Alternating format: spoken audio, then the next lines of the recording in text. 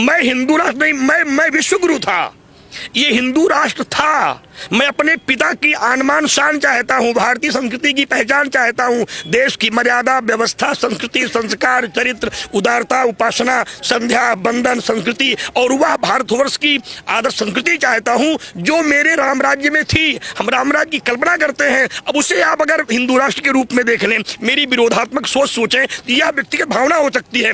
हम राम राज्य की कल्पना करते हैं जो थी वही फिर स्थापना हो जाए, इसके अलावा मेरी और अपनी कोई इच्छा नहीं। उनको शास्त्रार्थ की चुनौती मेरी बता देना, अगर पराजित कर देते हैं इस भगवे को छोड़ दूंगा। मैं चैलेंज करता हूं, रामचरितमानस जो है हिंदुस्तान का वह ग्रंथ है जिसमें सभी जाति धर्म का, आदिवासी का, वनवासी का, गरीब का और उन्हों का ही नहीं महाराज, रीछ वानरों का भी जहां पूजन होता है वह रामचरितमानस ग्रंथ है। रामचरितमानस प्रत्येक प्राणियों की रक्षा करता है, जीवों की रक्षा करता है, धर्मशास्त्रों का प्राण है, हिंदुओं की आस्था है, विश्वास है। महाराज जी, हिंदुओं को ही इतनी परीक्षा देने की जरूरत क्यों पड़ रही बार बार? परीक्षार्थ में सोने की होती है, तांबे की नहीं होती। हिंदू को परीक्षा देना कोई मुश्किल काम नहीं है, लेकिन परीक्षा में पास हो ये मेरा संकल्प है। परीक्षा में पास होने के लिए ही ये संत सम्मेलन बुलाया गया था। इसमें जिस भी तरीके से देश की रक्षा करने का की स्थिति बनेगी, संत वैसे ही अपने आप को समर्पित करने के लिए तैयार होगा। अब मोक्ष नहीं, राष्ट्र चाहिए, ये मेरा पहला संकल्प होगा। हमें भक्ति नहीं, हमें भावनाओं का या भारतवर्ष चाहिए। हमें केवल व्यवस्था नहीं, हमें व्यवस्थित भारतीय संस्कृति चाहिए।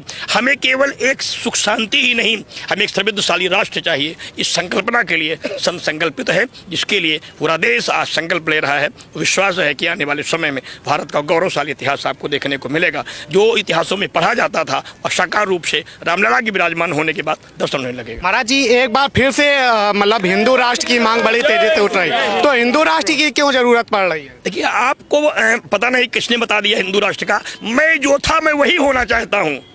मैं कुछ मांग नहीं रहा हूँ। मैं हिंदू राष्ट्र नहीं, मैं विश्व गुरु था।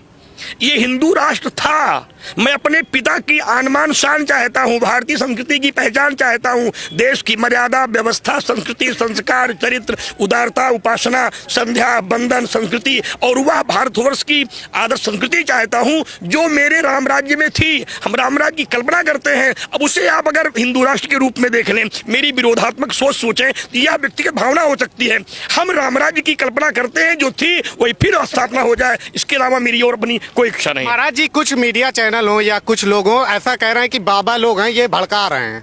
देखिए, बाबाओं को भड़काने का काम अगर आपके जिम्मे है तो पहली बात तो आप बाबा कर जान लीजिए। बा माने होता है जो बहुत ही विधाओं से जुड़ा हुआ संस्कृति को जानता है। आ माने होता है जो ओंकार रूपी परमात्मा में समस्त प्राणियों की कल्याण की कल्पना करता है। फिर जो बा होता है, बा का मतलब होता है जो बहुआयामी संस्कृति में विश्वास करता है और विश्व के कल्याण की कामनाओं को करता है। सनातन धर्म केवल विश्व की जय बोलता है। उसमें फिर आता है वह आदरणीय सनातन धर्म पूरे विश्व की सुख शांति के साथ भारत की रक्षा सुरक्षा का संकल्प लेता। और धीरेन्द्र शास्त्री जी के ऊपर लगातार सवाल उठ रहा है। वो कह रहे हैं ढोंग फैला रहे हैं, चमत्कार, भूत बाधा भगाते हैं, ये कुछ होता ही नहीं है। देखिए, ऐसा है कि प्रेत योनि को आप रोक नहीं पाओगे।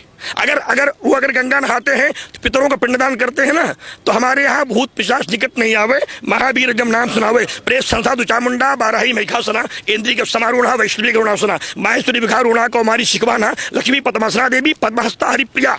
मैं शस्त्रों के हिसाब से आप बता दूं कि योनियां हैं और योनियों से मुक्ति पाने के लिए मंत्रों का प्रयोग होता है। मैंने मंच से भी यही कहा कि हमें सनातन धर्म को बचाने के लिए अब केवल मोक्ष की ओर ही नहीं, हमें उन मंत्रों को जागृत करना होगा जिनके बल पर राष्ट्र रक्षा का संकल्प लिया जा सकता है। अब तंत्र की आवश्यकता है, यंत्र की आवश्यकता है, मंत्र की आवश्यकता है, केवल मोक्ष की ही नहीं, राष्ट्र रक्षा के लिए सिद्धियों के साथ समाज के उन धूर्तों को काटने के लिए अपनी महाविद्याओं का भी प्रयोग करना होगा जिसे हम छिपा के रखे हैं। समय आ गया है महाविद्याओं को जगाने के लिए, राष्ट्र को बचाने के लिए। महाराज जी, एक बड़ा भेदभाव मतलब कि वो गलत फहमी पेश की जा रही है। कहा जा रहा है ये जो कर रहे हैं ये तो जादूगर भी कर लेते हैं, आपका मन पढ़ लेंगे तो ये तो जादूगर का काम है, इसमें कौन सा नया कर रहे हैं, ये बातें कही जा रही है। ये आप क्यों परेशान हैं? हमारे यहाँ हल जोतने वाला भी महाविद्याओं की जानकारी रखता है। अगर जादूगर जानता है तो आप क्यों परेशान हैं? हमारे यहाँ तो तुम हल जोतने वाला झाड़ और वो अनपढ़ व्यक्ति भी मेरे यहाँ झाड़ के नजर झाड़ देता है। तो अगर जादूगर मेरा जान लेता है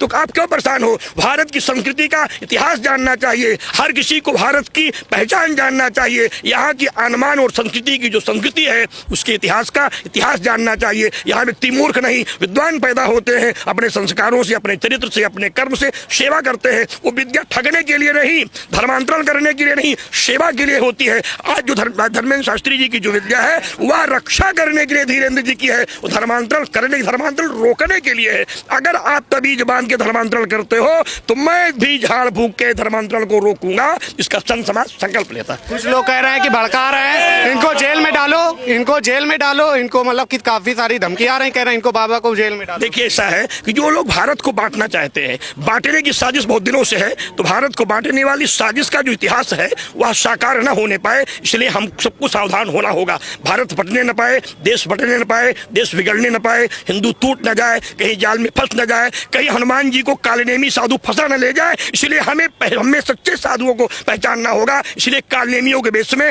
धर्मांतरण करने वाले नाना प्रकार के धर्मावलंबी सहयोग के रूप में, साधना के रूप में सामने आते हैं, देश के लोगों को फंसाते हैं, अपने धर्म में शामिल करते हैं, भारत को कमजोर करते हैं। यही उत्तर प्रदेश के आपके एक मंत्री रहे हैं और एक नेता है स्वामी प्रसाद मौर्य जी, वो रामचरितमानसी पे सवाल उठा रहे हैं। वो कह रहे हैं कि जो लिखा है हम उसी पे बोलेंगे और ये बात जिसको कड़वी लग रही है कड़वी लगने दो, हमने जो बोला है वो सही है। देखिए जो स्वयं बौद्ध हैं, हिंदू धर्म को मानते नहीं, जो मेरे धर्म को जानता ही नहीं है वो मेरे बारे में क्या कहेगा। और वो सत्ता के भूख के मारे तड़फड़ाते हुए बेचारे पागल हो गए हैं।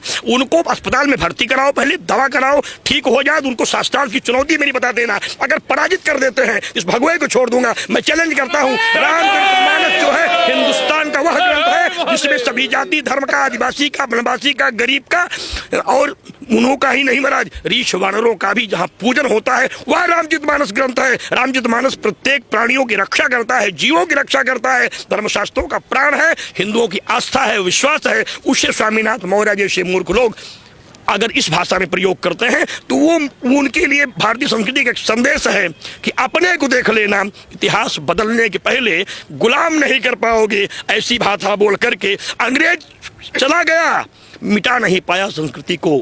अंग्रेज चला गया, मिटा नहीं पाया संस्कृति को। इस्लाम लड़ते लड़ते मुखा जो वापस चला गया, मिटा नहीं पाया संस्कृति को।